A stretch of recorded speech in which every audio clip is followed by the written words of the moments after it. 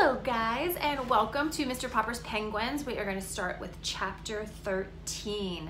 So do you remember where we left off last time? They had all the baby penguins and they turned the basement into a home for all the penguins, and there's ice and a pool and slides on the ice and snow and all kinds of stuff. So chapter 13 is called Money Worries. There came a night, however, when Mrs. Popper, having put the children to bed, stopped Mr. Popper on his way to the cellar. "Papa," she said, "I must talk to you. Come and sit down." "Yes, my love," said Mr. Popper. "What is on your mind?" "Papa," said Mrs. Popper, "I'm glad to see you're having such a nice vacation, and I must say that it's been easier than usual to keep the place tidy with you down in the basement all the time. But Papa, what are we to do for money?" "What's the trouble?" asked Mr. Popper. "Well, of course, the penguins have to eat, but have you any idea what the bills are for all those live fish?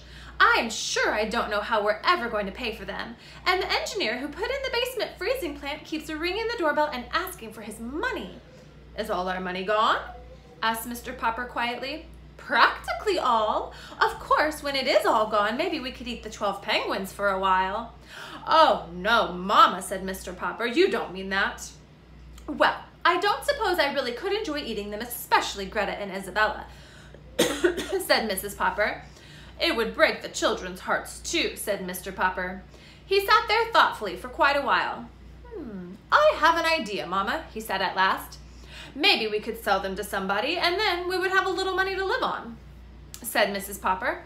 "No," said Mrs. Popper, Mr. Popper, "I have a better idea. We will keep the penguins. Mama, you have heard of trained seals acting in theaters?" "Of course I've heard of trained seals," answered Mrs. Popper. "I even saw some once. They balanced balls on the ends of their noses."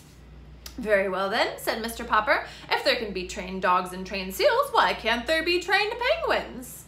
"Perhaps you're right, Papa." "Of course I'm right. And you can help me train the penguins." The next day, they had the piano moved down into the basement at one end of the ice rink. Mrs. Popper had not played the piano since she had married Mr. Popper, but with a little practice, she soon began to remember some of the pieces she had forgotten. "What these penguins like to do most," said Mr. Popper, "is to drill like an army, to watch Nelson and Columbus get in a fight with each other, and to climb up steps and toboggan down.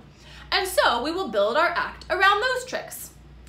"They don't need costumes anyway," said Mrs. Popper, looking at the droll little figures. "They already have a costume." So Mrs. Popper picked out 3 different tunes to play on the basement piano, one for each different kind of act. Soon the penguins knew from hearing the music just what they were to do. When they were supposed to parade like a lot of soldiers, Mrs. Popper played Schubert's Military March. When Nelson and Columbus were to fight each other with their flippers, Mrs. Popper played Merry Widow Waltz. And the penguins were supposed to climb in toboggan. When the penguins were supposed to climb in toboggan, Janie and Jill would drag out into the middle of the ice 2 portable stepladders and a board that Mr. Popper had used when he was decorating houses.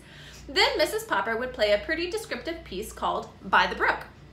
It was cold in the cellar, of course, so that Mrs. Popper had to learn to play the piano with her gloves on. By the end of January, Mr. Popper was sure the penguins were ready to appear in any theater in the country. Chapter 14 is called Mr. Greenbaum. "Look here," said Mr. Popper at breakfast one morning. "It says here in the Morning Chronicle that Mr. Greenbaum, the owner of the Palace Theater, is in town. He's got a string of theaters all over the country. So I guess we had better go down and see him." That evening, it was Saturday, the 29th of January, the Popper family and their 12 trained penguins, 2 of them carrying flags in their beaks, left the house to find the Palace Theater. The penguins were now so well trained that Mr. Popper decided that it was not necessary to keep them on leashes. Indeed, they walked to the bus line very nicely in the following line of march. Mr. Popper, I'll show you a picture. Here is how they are all lined up. Mr. Popper, Greta and Captain Cook, Columbus and Victoria, Nelson and Jeremy, Magellan and Adelina, Bill Popper and Janie Popper, Scott and Isabella, Ferdinand and Louisa. Oh, and I forgot, I think that, right over there in the crease is Mrs. Popper, right in the middle of the bunch. Can you imagine seeing them walking down the street? How funny that must be. The bus stopped at the corner, and before the astonished driver could protest, they had all climbed on and the bus was on its way.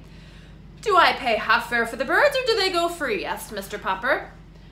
"Janie goes half fare, but I'm 10, said Bill. "Hush," said Mrs. Popper as she and the children found their seats. The penguins followed in an orderly fashion. "Say, mister," said the driver, "where do you think you're going with that exhibit?" "Downtown," said Mr. Popper. "Here, let's call it 50 cents and let's go at that." "To tell the truth, I lost count when they went past me," said the driver. "It's a trained penguin act," explained Mr. Popper. "Are they really birds?" asked the driver. "Oh, yes," said Mr. Popper. "I'm just taking them down to the palace to interview Mr. Greenbaum, the big theater owner." "Well, if I hear any complaints, off they go at the next corner," said the driver. "Fair enough," said Mr. Popper, who wanted to ask for transfers in that case, but decided to let well enough alone. The penguins were behaving very well. They were sitting quietly, two in a seat, while the other passengers looked on. "Sorry," said Mr. Popper, addressing everyone in the bus, "but I'll have to open all the windows. These are Antarctic penguins, and they're used to having it a lot colder than this." It took Mr. Popper quite a while to open the windows, which were stuck fast. When he had succeeded, there were plenty of remarks from the other passengers. Many of them began to complain to the driver, who told Mr. Popper to take his birds off the bus. He had to repeat this several times. Finally, he refused to take the bus any farther until Mr. Popper got off. By this time, however, the bus had got so far downtown that none of them minded having to get out into the street. Only a block ahead of them shone the lights of the Palace Theater. "Hello," said the theater manager as the Poppers and the penguins trooped past him. "Sure, Mr. Greenbaum's here in my office. You know I've heard about these birds of yours, but I didn't really believe it. Mr. Greenbaum, meet the Popper penguins. I'll be leaving you. I've got to go backstage." The penguins, now standing politely in 2 rows of 6 each, looked curiously at Mr. Greenbaum. Their 24 white-circled eyes were very solemn. "All you people crowding around the door, go back where you belong," said Mr. Greenbaum. "This is a private conference." Then he got up and shut the door. The Poppers sat down while Mr. Greenbaum walked up and down the double row of penguins, looking them over. "It looks like an act," he said. "Oh, it's an act, all right," said Mr. Popper. "It's Poppers Performing Penguins. First time on any stage, direct from the South Pole." He and Mrs. Popper had thought up the name for the act. "Couldn't we call them Popper's Pink-Toed Penguins?" asked Mr. Greenbaum. Mr. Popper thought for a moment. "No," he said, "I'm afraid we couldn't. That sounds too much like chorus girls or ballet dancers, and these birds are pretty serious. I don't think they'd like it." "All right," said Mr. Greenbaum. "Show me the act." "There's music to it," said Janie. "Mama plays the piano." "Is that true, madam?" asked Mr. Greenbaum. "Yes, sir," answered Mrs. Popper.